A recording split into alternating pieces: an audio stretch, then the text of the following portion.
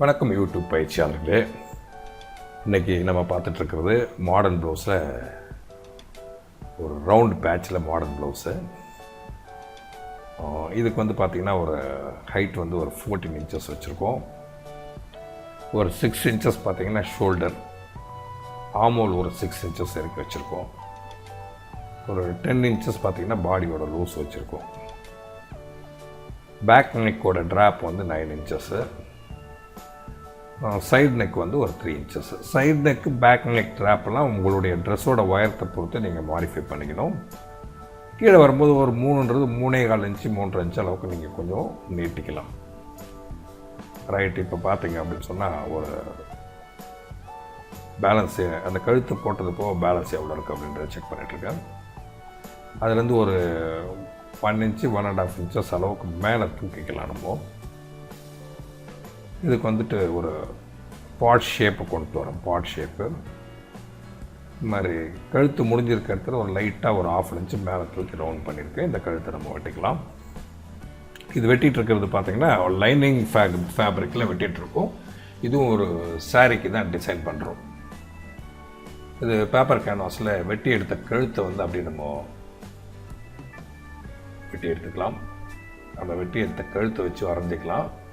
அதில் வந்து ஒரு 1.25 இன்ச்சஸ் வந்து மார்க் பண்ணிக்கலாம். கேன்வாஸ் வந்து 1.25 இன்ச் அகலத்தில் மார்க் பண்ணிக்கலாம். 1.25 இன்ச்சு வந்து நம்ம ஏற்கனவே மார்க் பண்ணி ரவுண்ட் பண்ணியிருக்கிற ஷேப்புக்கு வெளியில் ஒரு 1.25 இன்ச்சு மார்க் பண்ணியிருக்கோம். அதை வந்து வரைஞ்சி எடுத்துக்குவோம். அந்த ஷேப்பை வந்து நம்ம கட் பண்ணி எடுத்துக்கலாம். நம்ம பேப்பர் கேன்வாஸ் இதை வெட்டி எடுத்துக்கிறோம். நம்ம fusible paper canvas வெட்டிகிட்ருக்கேன்.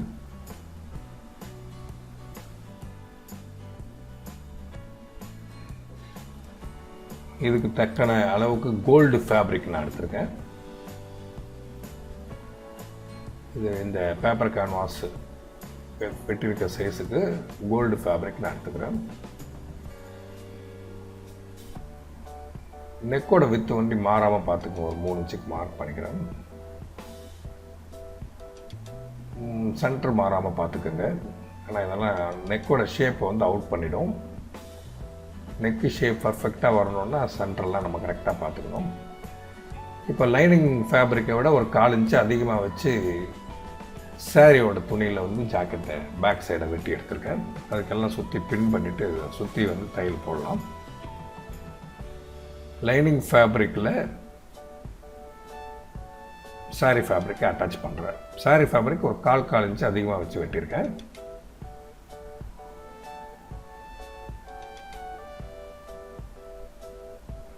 Actual fabric வந்து சாரீ ஃபேப்ரிக்கு கொஞ்சம் வளவலன்னு தான் இருக்குது. கற்றுக்கிறவங்க வந்து கொஞ்சம் ஸ்டிஃபான ஃபேப்ரிக் எடுத்து நீங்கள் பயிற்சி பண்ணிங்கன்னா ஈஸியாக இருக்கும். நீங்கள் பயிற்சி ஆனவங்க சாரீ ஃபேப்ரிக்கில் செஞ்சு பார்க்கலாம். எல்லா இடத்துலையுமே வந்து பார்த்திங்கன்னா பின் பண்ணிகிட்ருக்கேன் குண்டூசியால். எந்த இடத்துலையும் சுருக்கம் வராமல் இருக்கிறதுக்காக குண்டூசியில் மாட்டிட்டு தைச்சிங்கன்னா ஓரளவுக்கு சுருக்கம் இல்லாமல் நீங்கள் எடுத்துக்கலாம்.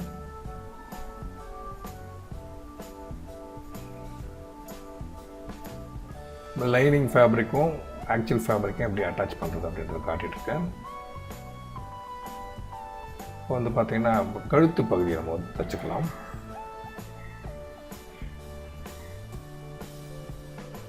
கழுத்து பகுதி வந்து பார்த்திங்கன்னா ஒரு 1/8 டிஸ்டன்ஸில் தைச்சிக்கலாம். ஏன்னா இதெல்லாம் ஷேப் மாறிடாமல் அழகாக ரவுண்டானா அந்த ரவுண்டுக்கு ஏற்ற மாதிரி நீங்கள் வச்சு தைக்கணும்.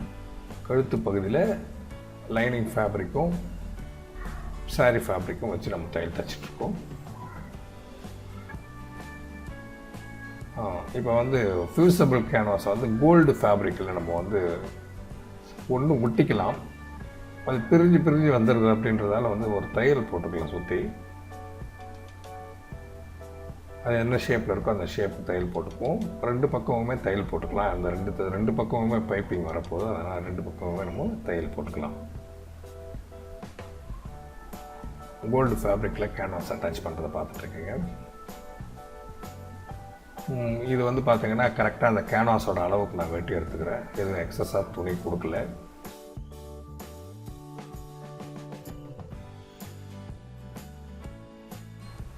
கோல்டு ஃபேப்ரிக்குடைய இன்சைடில் அந்த ரவுண்டு ஷேப்புக்கு நம்ம கட் பண்ணி எடுத்துக்கலாம். நம்ம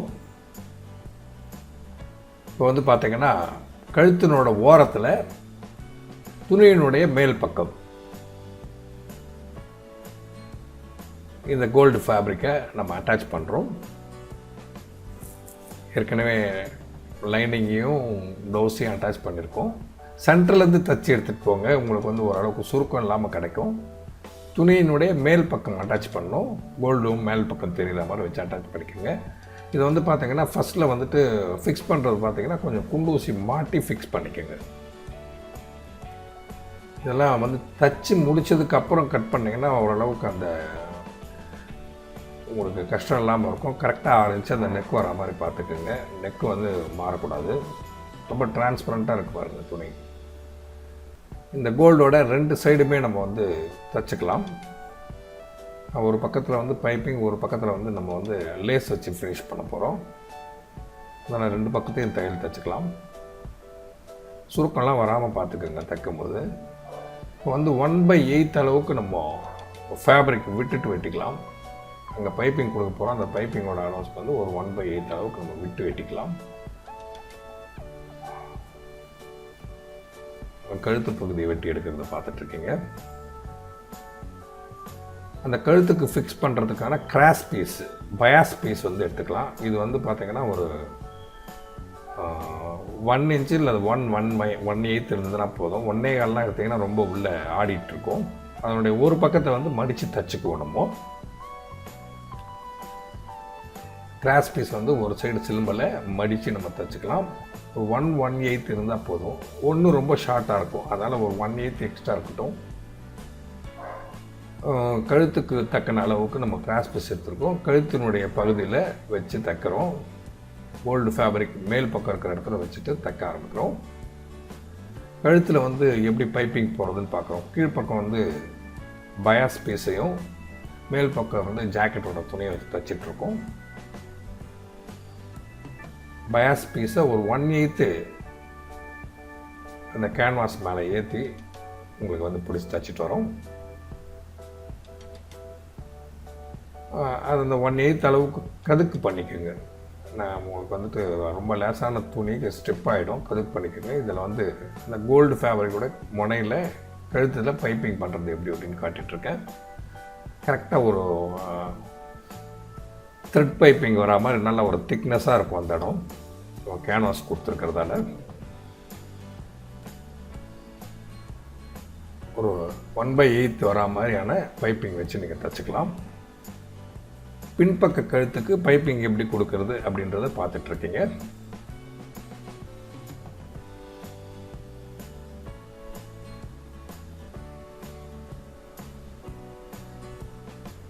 பின்பக்கம் பைப்பிங் கம்ப்ளீட் பண்ணி முடிச்சிருக்கோம். அது எப்படி இருக்குது அப்படின்றத காட்டிகிட்ருக்கேன். இப்போ வந்து பார்த்தீங்கன்னா அந்த கோல்டு ஃபேப்ரிக்கோட அதர் சைடு லேஸ் வச்சு தைக்க போகிறோம். லேஸோடைய ஒரு பக்கத்தை முதல்ல ஸ்டிச் பண்ணிக்கலாம். கொஞ்சம் வளைஞ்சி கொடுக்குற மாதிரியான லேஸ் எடுத்துக்கோங்க. இந்த மாதிரியான விஷயங்கள்லாம் பண்ணும்போது, ஏன்னா ரவுண்டாக தைக்கும்போது லேஸ் தூக்கிட்டு நிற்கக்கூடாது. லேஸை கட் பண்ணி விட்டு அடிக்கிற மாதிரி இருந்ததுன்னா உங்களுக்கு கஷ்டமாயிடும். கொஞ்சம் வளைஞ்சி கொடுக்குற மாதிரியான லேஸோடைய ஒரு முனையை வச்சு தைச்சிட்ருக்கேன்.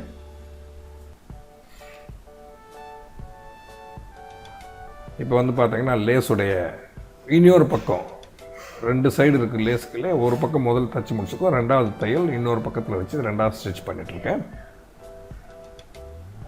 பேக்கில் ஃபேஸிங் மேலே எப்படி லேஸ் வச்சு தைக்கிறது அப்படின்றத பார்த்துட்ருக்கீங்க.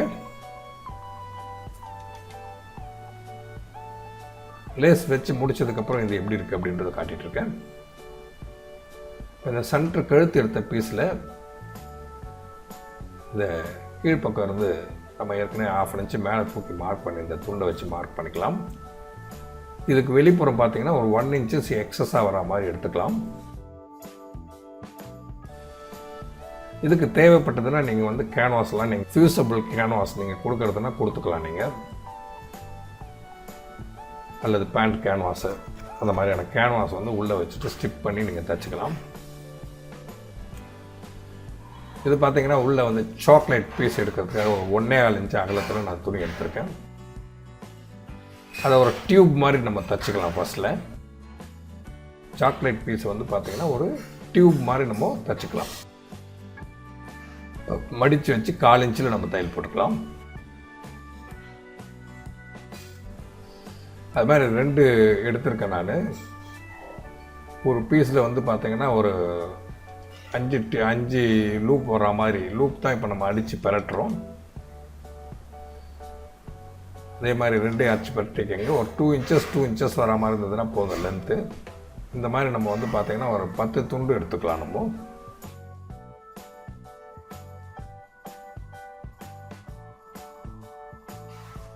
10 துண்டுக்கு தக்கன அளவுக்கு நம்ம ஃபஸ்ட்டில் பார்த்தீங்கன்னா லூப் வந்து நம்ம வச்சு எடுத்துக்கிறதோ அல்லது நம்ம வெட்டி எடுத்துக்கிறதோ பண்ணிக்கலாம்.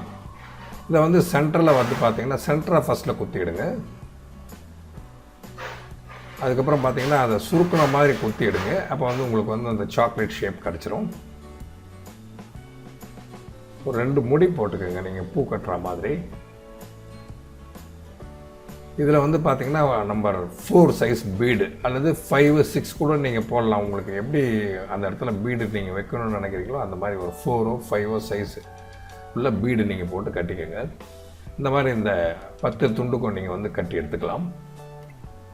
இப்போ பீடு கட்டி வச்சுருக்கோம். நம்ம அந்த சென்டர் பீஸில் வந்து ஒரு 1 இன்ச்சு அந்த மணியுடைய பாகம் பொருந்துறதுக்கான இடமா 1 இன்ச்சுக்கு மார்க் பண்ணிக்கலாம். ஏன்னா 2 இன்ச்சு அந்த லூப் எடுத்துருக்கோம் நம்ம. ஸோ அந்த மணி சென்டர் வர்றது வந்து 1 இன்ச்சு. அந்த மணி வர இடத்த வந்து அந்த கோடில் வச்சுட்டு மேல் பக்கமாக நான் தையல் தைச்சிக்கலாம். இந்த பேட்சுடைய சென்டர் பேட்சினுடைய சென்டர்லேருந்து ஸ்டார்ட் பண்ணிக்கலாம். ஜாயின் பண்ண போகிற இடத்துக்கு வந்து நாட்ச் பண்ணியிருக்கோம். அது வரைக்கும் நிறுத்திக்கலாம். நம்ம ஃபுல்லாக போட வேண்டாம். மேலே வந்து சரியாகவும் கீழே வந்து லைட்டாக கிராஸாகவும் வச்சுக்கோங்க. அதே மாதிரி இன்னொரு பக்கத்தை வந்து இந்த பக்கம் சென்டர்லேருந்து தைச்சிட்டு போவோம். இந்த சாக்லேட் ஷேப் வர பீஸை வந்து பார்த்தீங்கன்னா சென்டர் பேட்சில் வந்து எப்படி தைக்கிறது அப்படின்றது காட்டிகிட்ருக்கேன். இந்த லூப்போடைய இன்னொரு முனையிலையும் நம்ம தையல் போட்டுக்கலாம். செகண்ட் ஸ்டிச் பண்ணிக்கிறேன். லூப்போடைய முனையில் ஒரு 1/8 பிடிச்சிங்கன்னா போதுமானது. இந்த லூப்புங்களை வச்சு தைக்கிறது எப்படி அப்படின்னு காட்டிகிட்ருக்கேன். அச்சு லூப் வச்சு இப்போ அந்த கழுத்தோட முனைக்கு வந்து பார்த்திங்கன்னா ஒரு கிராஸ் பீஸ் வச்சுக்கலாம். பின்பக்கம் சிலம்பெல்லாம் வெட்டி எடுத்துக்கோங்க. ஸ்ட்ரைட்டாக வந்துடும். கழுத்தோட வடிவம் சரியாக இருக்கட்டும். கழுத்தினுடைய மேல் பக்கத்துலேருந்து நம்ம ஒரு 1/8 பிடிச்சி தைச்சிக்கலாம். இதை வந்து நம்ம பைப்பிங்காக நம்ம போட்டுக்கலாம். கழுத்து பகுதிக்கு 1/8 திக்னஸ் வராமல் நல்லா கம்மி மாதிரி இருக்கட்டும் பைப்பிங் நீங்கள் தைக்கிறது. க்ரீன் கலர் துணியை வந்து கோல்டுக்கு க்ரீன் கலர் யூஸ் பண்ணியிருக்கேன்.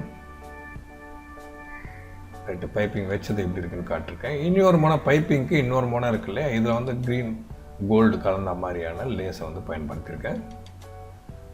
லேசனுடைய ஒரு முனையில் ஃபஸ்ட்டு தைச்சிக்கோங்க. எப்போவுமே அகலமான முனையை முதல் தைங்க.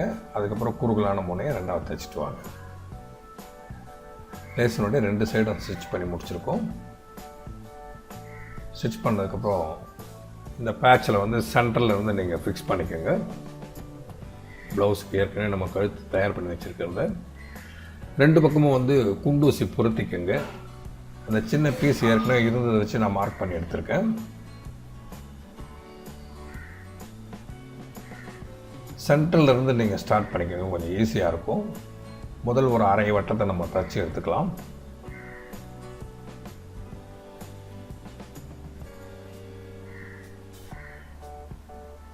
ஃபினிஷ் பண்ணிவிட்டேன்.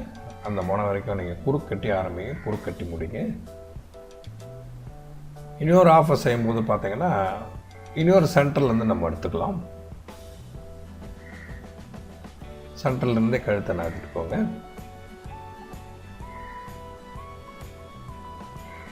அதே மாதிரி குறுக்கட்டி ஆரம்பிங்க, குறுக்கட்டி முடிங்க. எப்போவுமே கிளியராக த்ரெட்டெல்லாம் லூஸ் த்ரெட்டெல்லாம் எங்கெங்கே இருக்குன்றதை பார்த்து வெட்டிக்கோங்க. டிசைன் வந்து முடிஞ்சிருக்கு. இந்த டிசைன் உங்களுக்கு பிடிச்சிருக்கும்னு நினைக்கிறேன். தொடர்ந்து நம்ம சேனலுக்கு சப்ஸ்கிரைப் பண்ணுங்கள், பெல் ஐக்கானை டச் பண்ணுங்கள். நம்ம போடுற அத்தனை வீடியோவும் நீங்கள் பார்க்க முடியும். வாழ்க வளமுடன், வாழ்க வளமுடன், வாழ்க வளமுடன்.